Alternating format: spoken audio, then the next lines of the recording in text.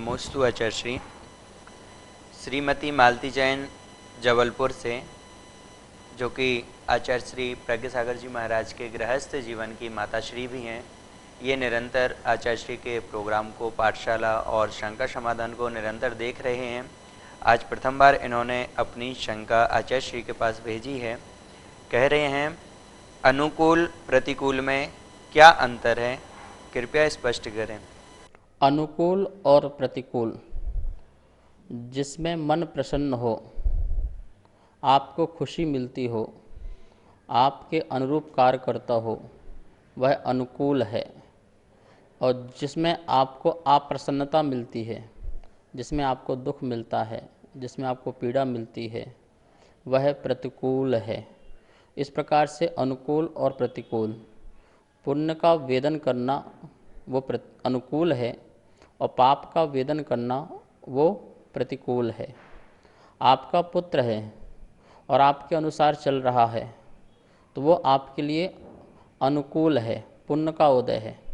जब लोग मुझसे पूछते हैं कि पुण्य का उदय और पाप का उदय कैसे पता चले, तो आपका पुत्र आपके अनुसार चलता है तो समझना पुण्य का उदय है, ये अनुकूल है। और यही पुत्र आपके अनुसार नहीं चलता है, आपको प्रसन्न नहीं रखता है, तो वही पुत्र आपके लिए प्रतिकूल है, पाप का उदय है।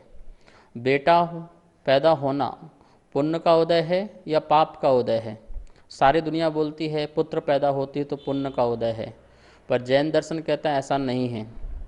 वो यदि आपके अनुकूल चले, आपके संस्कार ले, आपके परिवार में जो धर्म है उसको आगे बढ़ाए और आपको प्रसन्नता मिले कि मेरा पुत्र देव कितना बढ़िया है, सदाचार है, सात्विक है, संस्कारी है, रोज़ जिन मंदिर जाता है, गुरुओं के प्रभु के दर्शन करता है और आपको इससे खुशी मिलती है, मेरा बच्चा मेरी बात मानता है, मेरे अनुसार कार्य करता है, तो समझना आपका पुण्य का उदय है, क्योंकि आप अनुकूलता महसूस कर रहे हैं।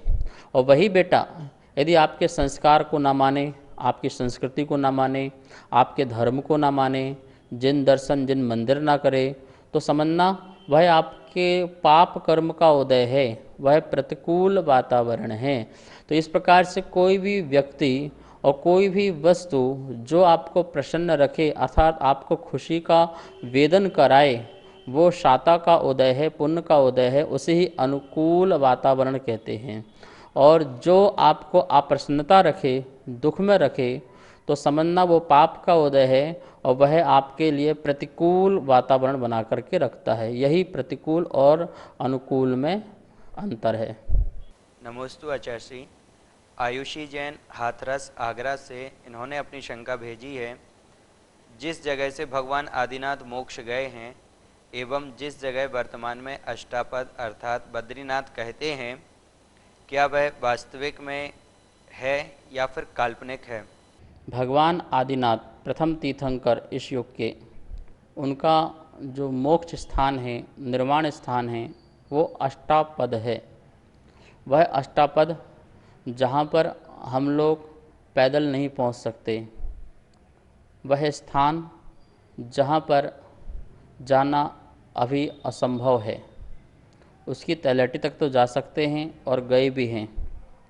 तिब्बत होते हुए, चाइना होते हुए हम अष्टापद जा सकते हैं। अष्टापद इसलिए नाम पड़ा कि अष्टापद नाम का एक जानवर होता है जिसके 4 पैर नीचे और 4 पैर ऊपर छाती की ओर होते हैं, और वह बर्फ़ से यदि ऊपर पहाड़ से गिरता है तो वो सीधा हो जाता है, उसको किसी प्रकार से कष्ट नहीं होता है, कहीं कुछ लगता नहीं है। ऐसा अष्टापद, इसलिए उसका नाम अष्टापद पड़ा है, ऐसा आदिनाथ पुराण में दिया हुआ है। उसी अष्टापद से भगवान आदिनाथ का मोक्ष हुआ है, वह कोई काल्पनिक चीज़ नहीं है। आप निर्वाण कांड पढ़ेंगे, उसमें भी अष्टापद नाम दिया हुआ है। लगभग सभी पुराणों में अष्टापद का नाम आता है, जिसे कैलाश पर्वत भी कहते हैं। जो ये बद्रीनाथ है वो अष्टापद नहीं है। बद्रीनाथ तो एक समझ लो कि अष्टापद की तलहटी है जो प्रारंभ हो रहा है वहाँ से, और बहुत दूर जाकर के अष्टापद है। हमारे बुजुर्गों ने बड़ा उपकार किया कि जो पहाड़ है, पर्वत है, उसके किनारे में एक मंदिर बनवा दिया कि जो व्यक्ति वहाँ ना पहुँच सकें तो कम से कम आदिनाथ भगवान की वंदना करने, सिद्ध क्षेत्र की वंदना करने के लिए वह जाएं और जो तलहटी है वहाँ पर जो मंदिर है वहाँ पर दर्शन करें, क्योंकि हर किसी व्यक्ति की इतनी सामर्थ्य नहीं है कि वो बहुत आगे बर्फ़ में जाकर के अष्टापद पहुँच सके। तो ये बद्रीनाथ मंदिर इसलिए बना। एक मंदिर केदारनाथ है, वही भी हमारा जैन मंदिर है, उसमें भी अभी आप देखेंगे उसके चौखट में भगवान की प्रतिमाएं बनी हुई हैं। इस प्रकार से उस पर्वत के चारों तरफ ही मंदिर हैं। कभी किसी ने कुछ अपना बना लिया उसे, कभी किसी ने अपना बना लिया, और हमारे तीनों चारों जो मंदिर हैं वो किसी न किसी के पास जा चुके हैं। फिर भी अभी बद्रीनाथ में चरण स्थापित हैं, वहाँ जा सकते हैं, दर्शन कर सकते हैं। तो आप ध्यान रखिए, ये वास्तविक है, काल्पनिक नहीं है। भगवान आदिनाथ का जहाँ से निर्माण हुआ अष्टापद है। मानसरोवर तक की अभी यात्रा होती है और लोग जाते भी हैं और वहाँ से अष्टापद दिखाई भी देता है। आप चित्रों के माध्यम से, फोटो के माध्यम से देखते भी हैं।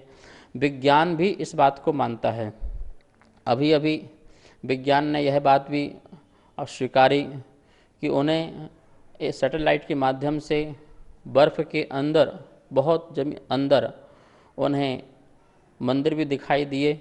इसका मतलब हमारे भरत चक्रवर्ती द्वारा जो अष्टापद में 72 स्वर्ण के मंदिर बनाए गए थे, उनका भी अस्तित्व दिखाई देता है। सौभाग्य कब जागृत होगा कि हमें उनके भी दर्शन मिल पाएंगे। तो जो शास्त्रों में बातें हैं वो काल्पनिक नहीं होती हैं, वास्तविक होती हैं। अष्टापद आदिनाथ भगवान जहाँ से मोक्ष गए। नमोस्तु आचार्य श्री। श्रीमती प्रोमिला जैन लुधियाना से इन्होंने अपनी शंका भेजी है। आपने जो लांगली का चित्र दिखाया था उसमें दूसरे मोड़ के बाद अंतिम लाइन दिखाई, वह अनुश्रेणी में ना होकर के आड़ी तिरछी क्यों थी? कृपया समाधान करें। बहुत अच्छी बात है, आप जैन पाठशाला को बड़े ध्यान से सुन रहे हैं और पढ़ रहे हैं। मुझे खुशी इस बात की है। और भी सभी लोग इस जैन पाठशाला को सुनें और अध्ययन करें। ध्यान रखिए, लांगला का गति जो है, 2 मोड़ के बाद जो जन्म होता है वो लांगलिका गति में होता है। जो वो तिरछी लाइन दी है वो तिरछी नहीं है। क्या किया गया उसमें, त्रसनाली से बाहर से जीभ को अंदर लाया गया, फिर त्रसनाली से ऊपर ले जाया गया, तो ये पूरा एक मोड़ हुआ। और लोक जो है, त्रियक लोक है, उसे पीछे दिखाया गया है। और पीछे दिखाने के लिए वो आपको तिरछी लाइन लग रही है, वो तिरछी नहीं है, वो पीछे त्रियक लोक में पीछे, मतलब त्रसनाली के बाहर उसका जन्म कराया गया है, तो उसको पीछे ले जाने के कारण आपको तिरछी दिख रही होगी। आकाश की अनुश्रेणी में ही जीव का गमन होता है। तो आप ध्यान रखिए, त्रसनाली से बाहर से जीव लेके आए, फिर ऊपर ले गए और फिर त्रियक लोक में पीछे ले जा रहे हैं, तो वो आपको तिरछा दिख रहा है, ऐसा नहीं है, वो अनुश्रेणी गति ही है। नमोस्तु आचार्य श्री। संगीता जैन मॉडल टाउन से इन्होंने अपनी शंका भेजी है। कोड़ा कोड़ी और कोटी कोट्या में क्या अंतर है, समझाइए। कोड़ा कोड़ी और कोटा कोटी दोनों में कोई अंतर नहीं है, दोनों ही एक अर्थ हैं। कोड़ा कोड़ी भी बोलते हैं और कोटा कोटी भी बोलते हैं। कोटि मतलब भी 1 करोड़ और कोड़ी मतलब भी 1 करोड़। तो 1 करोड़ को 1 करोड़ से जब गुणा करते हैं तो कोड़ा कोड़ी बनता है। ऐसे कोटा कोटी में भी 1 करोड़ से 1 करोड़ को गुणा करते हैं तो कोटा कोटी बनते हैं। दोनों ही एक ही शब्द हैं, अलग नहीं हैं। अनेक स्थानों में यह उपयोग किए जाते हैं, जैसे इतने कोड़ा कोड़ी, मोक्ष गए जीव, अंतः कोड़ा कोड़ी। इस प्रकार से ये जब काल का वर्णन आता तब भी वहाँ वर्णन चलता है, 10 कोड़ा कोड़ी, ठीक, सागर प्रमाण, यह एक काल होता है उस सर्पणी का। तो इस प्रकार से अनेक स्थानों पर इसका उपयोग होता है। तो कोड़ा कोड़ी का अर्थ ये लगाना है, 1 करोड़ में 1 करोड़ का जो गुणा करने पर जो आए उसे कोड़ा कोड़ी कहते हैं। ऐसा ही आगम में आया है। आप सभी लोग आगम धारा में जो प्रश्न आगम संबंधी भेज रहे हैं उसका उचित आपको समाधान देने का हम प्रयास कर रहे हैं। आप सब लोग इस कार्यक्रम से जुड़े रहें।